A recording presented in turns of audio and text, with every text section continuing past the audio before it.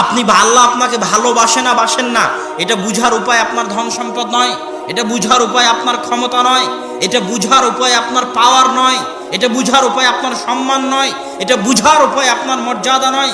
ইন্নাল্লাহা ইউতিদ দুনিয়া লিমান ইউহিব্বু ওয়া মান লা ইউহিব্বু। আল্লাহ যাকে ভালোবাসেন তাকেও দুনিয়া দেন, যাকে ভালোবাসেন না তাকেও দুনিয়া দেন।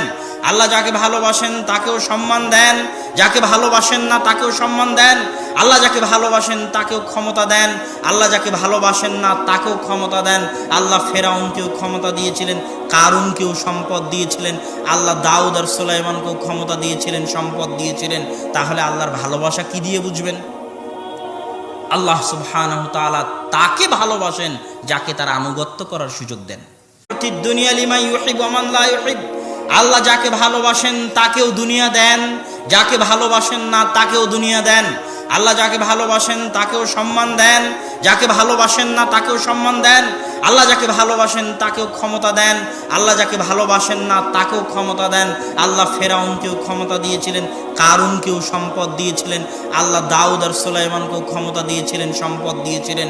তাহলে আল্লাহর ভালোবাসা কি দিয়ে বুঝবেন? আল্লাহ সুবহানাহু ওয়া তাআলা তাকে ভালোবাসেন যাকে তার আনুগত্য করার সুযোগ দেন।